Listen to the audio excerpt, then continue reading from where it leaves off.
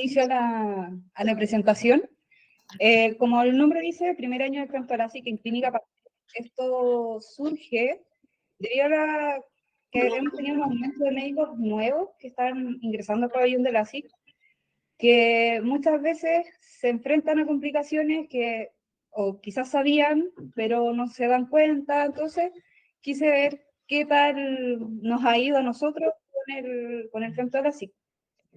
Fue una revisión de 1.129 reportes del femtosegundo, ya que abarca el periodo entre el 14 de marzo del 2022, que fue cuando inició el femto acá en la clínica, hasta el 3 de marzo del 2023, que cortan en 10 días en evaluación, pero es prácticamente el año completo. Esto incluye 1.100 flaps realizados, 24 anillos intracorneales y 3 DALC, ¿ya? ¿Cómo lo clasifiqué? Si el reporte presentaba complicaciones o no. Bastante sencillo. Y las complicaciones, generé mi propia clasificación, similar a la que existe en la bibliografía, porque separé las OVLs densas, las OVLs suaves y las OVLs periféricas. En la literatura uno puede encontrar estas tres incluidas en una sola gran categoría, ya, pero acá preferí separarlas para ver qué implica a nosotros en la cirugía. El flap irregular fue una clasificación que puse cuando se veía, en el reporte se veía un flap raro, por así decirlo, no se veía normal, pero que al comparar con las epicrisis, revisar fichas clínicas, los tratamientos fueron realizados. Entonces, lo presenté, o sea, está dentro como de la clasificación, pero no voy a adentrar en esos casos el día de hoy porque lamentablemente nosotros no grabamos la cirugía, entonces solamente tengo la imagen y puede haber pasado muchas cosas. En el momento probablemente supimos qué pasó, qué no pasó, pero ahora viendo solo una imagen no se puede saber. Las BGB y burbujas en cámara anterior. Ya analicé el año completo y lo separé por semestre. ¿Por qué? Porque fue un periodo de aprendizaje para todos, para nosotras como operadoras del láser y para los médicos aprender a utilizar el docking. Hasta el día de hoy a algunos les cuesta un poquitito agarrar la maña. Ya, lo importante de acá, enfocarnos en las complicaciones. Ya en el año completo fue de un 12,88% las complicaciones, pero si lo separamos por semestre, el primer semestre equivale a un 15, que es cuando estábamos aprendiendo, y una baja de un 6% en el segundo semestre, que esto ya nos muestra nuestra curva de aprendizaje, donde fueron disminuyendo las complicaciones, y probablemente si abarcáramos más tiempo de análisis, quizás disminuiría también. Les presento el flap normal, sin complicaciones, y nuestro querido menisco, que es el que tantos problemas nos causó al inicio. Ya en este caso, el canal está seteado justo en el menisco, no sé si alcanzan a ver, pero se ven las burbujas a nivel del canal, cómo van saliendo, y ojalá fueran así todos los flaps, pero lamentablemente nos encontramos con casos como los que voy a presentar ahora. La primera y la más común, las OVLs densas, duras, tempranas, iniciales, pueden encontrarlas con todos esos nombres en la literatura, ¿ya? Tuvimos 53 casos del total, ya que es un equivalente a 1,8. En el primer semestre fueron muchos más que en el segundo. En el segundo semestre, ahí está anotado que son 3,72, ¿ya? Y si los evaluamos dentro de solo las complicaciones, equivalen a un 37,32% de los casos, bastante similares entre el primer y segundo semestre. Me enfoqué en el análisis del canal menisco, que es lo que nos generó tantos dolores de cabeza al inicio, ¿ya? Y en estos casos, la gran mayoría fue dada por canales más cortos, ¿ya? No sé si logran ver muy bien ahí en la imagen, pero la flecha verde indica dónde fue seteado el canal, ¿ya? Y la roja donde está el menisco originalmente. Se ve que el canal quedó un 0,1, 0,2 milímetros más corto, ¿ya? En los reportes es súper fácil de ver. Pero cuando uno está ahí en el momento de la cirugía, hay más luz, hay más líquido, a veces es más difícil y puede que haya sido la inexperiencia y después casos que se complican un poquitito el seteo del canal, ya, pero nos generan estas OVLs densas, esta capa de burbuja opaca, ya, que se ve en la imagen, que se ve muy brillante, que al momento de levantar el flap se mantiene por lo general en el estroma, y la complicación más grande que podemos tener acá es que el eye tracker en el excimer no nos funcione, ¿ya? ¿Por qué? Porque tapa la pupila. Si el tracker no detecta pupila, no va a funcionar y obviamente nosotros no recomendamos hacer un tratamiento sin el eye tracker, ¿ya? Acá puse muchas imágenes, distintas OL, distintos ARP. Por ejemplo, la última es bastante más pequeña, pero está justo en el centro a nivel de la pupila. De todas esas, yo creo que esa molestaría más a nivel del tracker, ¿ya?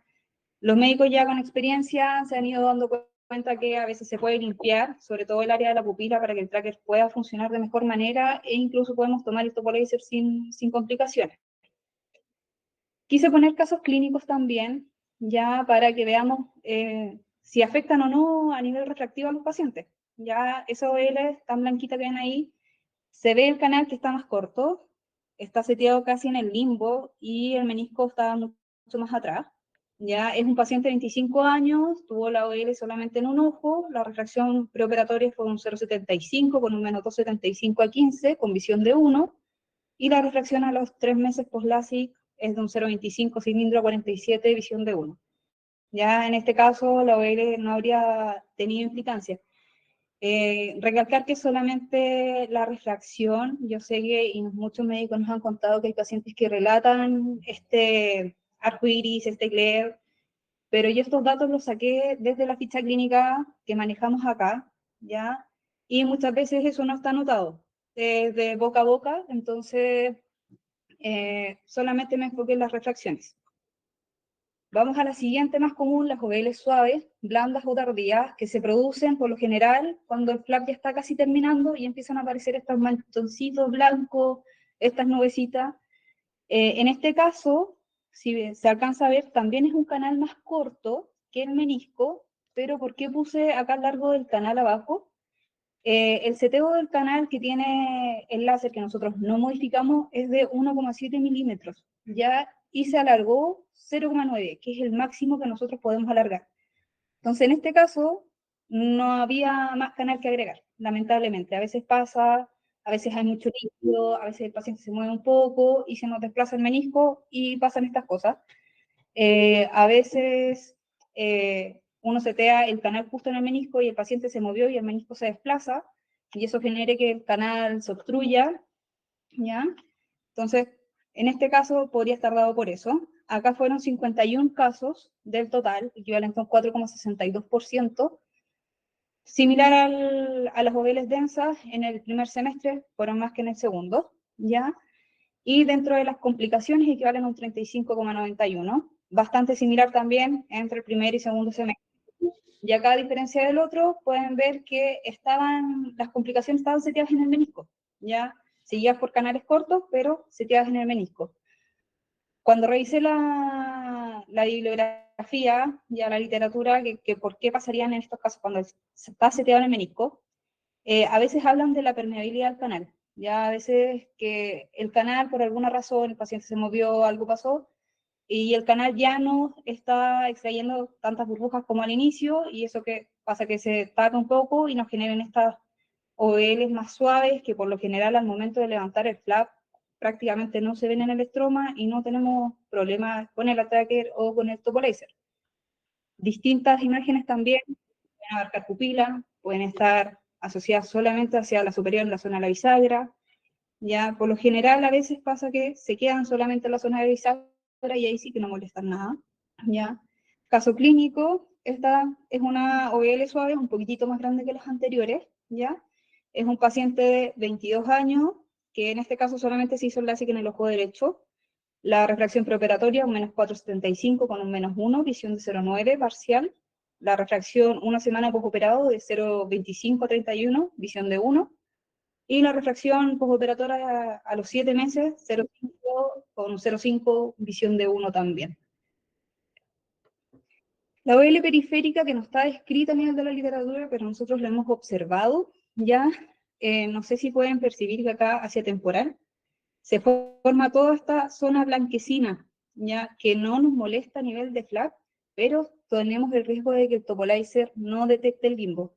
Y el limbo es una de las estructuras que el topolizer necesita detectar para hacer la comparación de la imagen que hacemos en tecnología médica con la que está recibiendo arriba.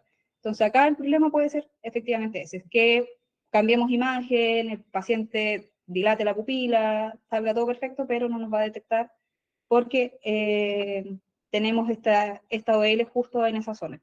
Por lo general se dan más hacia temporal. Ya acá fueron 18 casos, equivalente a un 1,63%, ya lo mismo, primer semestre mayores que en el segundo, y dentro de las complicaciones equivalen al 12,67%, y también acá pasa, o sea, aquí sí pasa que en el primer semestre fueron mucho mayores que en el segundo. Y por lo general acá está un poco más peleada qué pasa con el canal y el menisco. Sí hemos observado que cuando el canal es un poquitito más largo que el menisco, se va la burbuja, en vez de salir como corresponde, se nos va hacia el limbo. Y es equivalente a que no se distingue porque por lo general parte justo en la zona del canal. Entonces, en los reportes muchas veces no pude distinguir si el canal fue bien seteado con respecto al menisco que tenía ahí a la vista, ¿ya? Distintas OLs periféricas, algunas más grandes, algunas más chicas, algunas que están prácticamente hacia superior, que no molestan casi nada, y otras que abarcan casi toda la zona nasal o temporal de cada paciente. Caso clínico, paciente de 26 años, LASIK en ambos ojos, solamente en el ojo derecho pasó esto, refracción preoperatoria de menos 350 con 0,75, visión de 1, ya, y la refracción postoperatoria los 2 días, más 0,75, menos 0,25 a 70, también visión de 1, y acá no tenía más refracción, así que solamente anoté esto. Nuestros dolores de cabeza, las BGD, y yo creo que esta es la complicación más grande que sí podríamos decir que es una complicación al momento cuando pasa, ya porque por lo general, y lo que hemos hecho acá es abortar la cirugía, lo que han hecho los médicos en realidad. Acá fueron 9 del total de casos revisados, equivalen a un 0,81%. Ya acá, curiosamente, pasaron más en el segundo semestre que en el primero. Y dentro de las complicaciones equivale a un 6,33% de los casos. Ya en estos casos coincidió con que era un canal más corto, que podría ser una de las razones por las que se generan estas VGD. Ya, el problema de esto, y para los que no les ha pasado, es que es una zona de no corte, ya, o que el láser cortó, pero muy mal, y que habría que prácticamente tironear esa córnea para poder separar el flap del estroma. Acá en la imagen pueden ver que el canal efectivamente quedó también 0,2 milímetros más corto de lo que era el menisco. Algunas imágenes del terror de lo que nos ha pasado. Ya las primeras dos fue, yo creo, el primer caso donde supimos que era una VGD.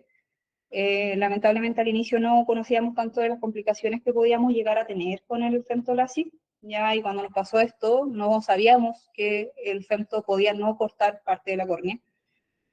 Por lo mismo que puse una imagen del reporte y la imagen que obtuvimos en el momento de la cirugía, donde se puede ver claro que esa zona es una zona donde el láser no pasó por la córnea, claramente. Ya acá se ve claro que es una zona de no corte, pero a veces se puede ver como estos manchones blancos súper duros, ya, que por lo general si el patrón es así, es una zona de no corte, y ahí el cirujano es el que tiene que evaluar qué va a hacer, si va a levantar, si se va a arriesgar, si suspende. La decisión es plenamente de ustedes. ¿Ya? Aquí puse dos casos clínicos, dos manejos postoperatorios distintos, en ambas se suspendió, eso sí. En este primer caso es una paciente de 28 años que ocurrió la VGB en el segundo ojo. Ya, por lo menos en el primero no pasó nada, pero lamentablemente pasó esto en el segundo. Era una refracción preoperatoria de más 3 esferas con un menos 3,25 cilindro 9, con visión de 0,7. Acá el doctor controló al día, que no tenía mucha información de eso, así que por eso no lo agregué. Control de los 5 días operatorios, donde la biomicroscopía no se observa leucoma alrededor del área de la VGB. y la reflexión, el médico no anotó refracción, pero sí dejó una anotación de que no cambia el eje ni la magnitud de la refracción de este paciente. Y en el control de 2 meses, es un médico que decidió esperar mucho más para ver cómo estaba este ojo, coloca que la biomicroscopía no lograba, o sea, se logra ver la IgG, pero no altera la agudeza visual del paciente, e indica un TransPRK en un mes más. Ya, o sea, este paciente se trató 3 meses después de esta complicación. Y la refracción preoperatoria, que para el TransPRK fue un más 2,75 esfera con un menos 3,25 cilindro a 8. Yo creo que esto es lo importante de recalcar, que si comparan esta refracción de los 3 meses después de la complicación con la preoperatoria, es casi la misma. Ya varió en 0,25 la esfera y el cilindro varió en un eje, la agudeza visual es la misma. Ya, lamentablemente esta paciente no volvió a control después de la cirugía, se perdió, entonces no tenemos información de cómo quedó bien después del TransPRK. Por lo mismo que puso un segundo caso, donde aquí sí tenemos un poquitito más de información. Este es un flap de 110 micras, ya el otro era un flap de 120, que es una de las razones por las que podrían pasar estas DGB cuando se adelgaza demasiado el flap. Este es un paciente de 27 años, la DGB ocurrió en el ojo izquierdo, la refracción preoperatoria, solamente cilindro, menos 375 a 175, visión de 1,2, y 5 correcciones de 0,6 parcial. Al día postoperado, o sea, post de la complicación, erosión corneal inferior que se corresponde con toda esta zona donde la VGB se ve en el flap, ya que parte casi que a la altura de la pupila hacia inferior. La agudeza visual no es posible de medir todavía. Ya a los 5 días, el doctor indica que solamente una pequeña hemorragia conjuntival temporal, que acá en el reporte sí se logran ver estas manchas rojizas, probablemente era una conjuntiva más laxa o se tomó el vacío más veces de lo que debería ser. ¿Ya? ¿Qué generan estas hemorragias? Son comunes, no es algo raro, ya no es asociado solamente a la vejez. La agudeza visual acá sí se pudo medir, pero fue de un 0,4, ya, y acá el médico indicó un TransPRK a los 8 días por la complicación, ya, el anterior fue 3 meses, este fue 8 días, y la refracción preoperatoria fue exactamente la misma que la preoperatoria antes de la complicación. Acá, en el control de la semana, tenemos que se vitalizó completamente, el autorref marca un menos 0,25 esfera, nada más, y la agudeza visual sin correcciones de 0,9 parcial. Un mes postoperado, tenemos que a la biomicroscopía formó un haze temporal, pero la agudeza visual sin correcciones de 1,2 parcial, y 11 meses postoperatorio también se sigue viendo este haze en el área del tratamiento del astigmatismo. No hay refracción, pero está anotado el autorref que marca, que a veces es confiable, a veces no. Un 0,50 esfera con un menos 1,25 a 1, y la agudeza visual sin correcciones de 1 parcial.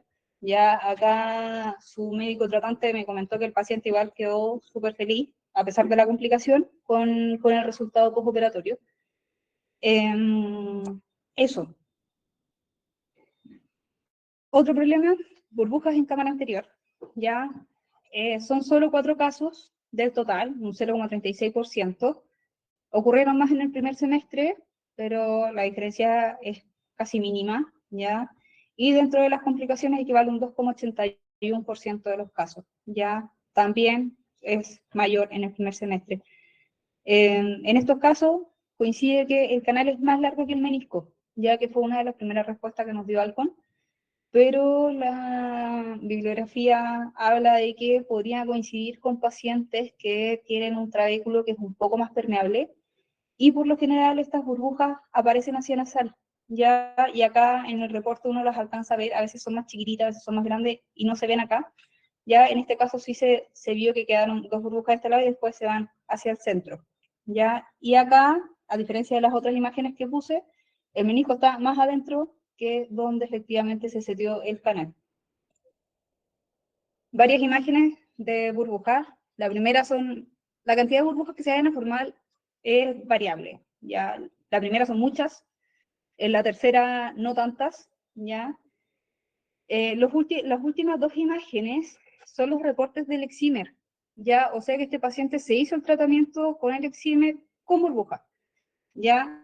Acá no necesitamos que las burbujas se vayan, necesitamos que las burbujas se achiquen, ¿ya? Mientras el Excimer pueda detectar la pupila, no hay problema para tratar. El problema es que en la primera imagen se ve súper bien, las burbujas se posicionan justo sobre la pupila, ¿ya? Y similar con que las OL densas, no vamos a tener eye tracker, acá sí que no se puede, y solo nos queda esperar a que las burbujas disminuyan.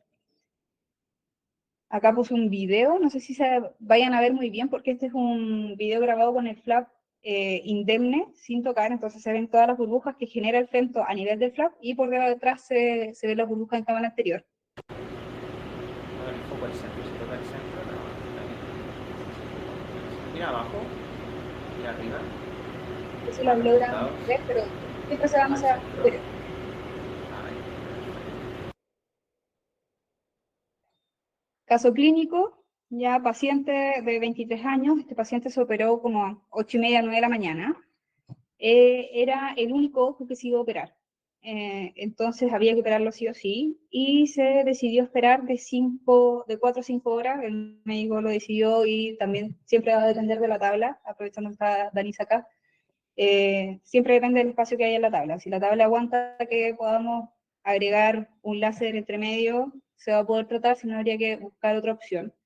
Acá se pudo, esperar las 4 o 5 horas, la burbuja disminuyó casi al mínimo, se ve una pequeña burbujita ahí chiquitita, ¿ya? Y se pudo tratar sin problema. La refracción preoperatoria fue un 0,25 con un menos 2,75 a 161, y la huesa visual de 0,9 parcial. Autoref de los 2 días postoperatorio, menos 1 cilindro a 71, y la refracción de los 4 meses post-LASIK, menos 0,5 a 45 grados, 0,9 parcial la huesa visual. Ya no tiene implicancia a nivel refractivo, pero sí es un cacho porque molesta a nivel de la cirugía. ¿Qué se va a hacer? Es netamente decisión del médico junto con su paciente, si se espera, si se posterga, si pasa en el primer ojo y el paciente se opera el otro ojo al otro día. Esas son variables que tienen que evaluar ustedes caso a caso, ¿ya? Y acá agregué un par de complicaciones, o sea, de combinaciones. A veces las complicaciones no solamente es una, como en la primera que pueden ver, que es una OL suave combinada con una OL periférica, ¿ya? Podemos ver como la otra, OL densa con OL periférica, y esta última, que es una OL densa, ¿ya? Y una zona que parecería ser una BGB. Tiene el patrón totalmente de una BGB. Las combinaciones no las incluí, porque están indicadas cada una dentro de su respectiva complicación a nivel de porcentaje y del análisis que hice. Ya solamente acá lo agregué para que vieran qué pueda pasar y para agregar el caso clínico, ¿ya? Este es un paciente de 37 años, era un paciente que anatómicamente no era fácil, ya para los que han ocupado el femto saben que la estructura donde va el cono de aplanación no es muy afable, es bastante grande, y este era un paciente que tenía una galota prominente, tenía una nariz prominente y unos ojos medios hundidos y chiquititos. Entonces, no era un paciente fácil de hacer, ¿ya? Y ahí va a depender plenamente de la expertise del cirujano a la hora de hacer el docking, ¿ya? La refracción preoperatoria de este paciente fue un 2,50 con un menos 1,50 a 15. Ya acá el médico podría haber suspendido, haber buscado otra opción de una opción, no sé, superficial, hacer un trans-PRK, un PRK, esperar, pero este médico lo intentó, ya, y esa zona, si bien estaba adherida, la logró desprender. Entonces se logró hacer el láser, el Excimer funcionó sin problema, ya, y este paciente tiene una refracción a los 3 meses post-LASIK de un 0,25 esfera con un 0,50 cilindro 92, también visión de 1. Y ya llegando casi al final de esta presentación, agregué estos otros casos Ya, este que ven acá, donde hay una conjuntiva bien grandota y harta sangre, caería, por ejemplo, dentro de lo que les hablaba de flap irregulares. Ya ese es un flap que se hizo, que se levantó, que se trató. No tengo refracción postoperatoria de este paciente. Ya, en teoría, es una cirugía que se completó, pero irregularmente. Ya a eso me refería con los flap irregulares. Son cirugías que se pudieron hacer, pero que se nota que no es un flap convencional. En el primero se ve que ingresó la conjuntiva. La conjuntiva está dentro del docking de la zona de aplanación, pero en este caso no molesta para nada. Es un flap normal, el canal quedó seteado en el menisco, se alcanzan a ver ahí un poquito las burbujas donde salen. En el segundo, la quise incluir más que nada porque no, hay médicos que se sorprenden cuando el canal sangra un poquitito. Ya no es raro, el nivel del sangrado varía entre pacientes, a veces pasa que a nivel del canal queda una línea roja solamente, a veces sangra mucho, como en este paciente que está ahí. Ya por lo general pasa en pacientes que ocupan lentes de contacto o en córneas que son más chicas, ya lo que hemos visto nosotros. En la tercera es un paciente con un pterygium, ya es un pterygium que está llegando prácticamente al limbo, ya, y también no hubo complicaciones al momento de hacer el docking, el flap salió bien, está levemente desplazado, pero es porque el docking, ¿a qué me refiero? Con que esté desplazado. Que la córnea, si ven, queda como un cachito de córnea para este lado, que queda fuera de la zona de la aplanación. Entonces, en este caso, el flap se setió dentro de la zona de corte que nos permitía el láser. Ya nosotros siempre consultamos con ustedes y esperamos autorización a la hora de dar el pase. Ya, sí que esta es una decisión prácticamente tomada por ambos. Y acá no pasó nada, no sangró, el pterygium no molestó, se puede hacer. ¿Ya?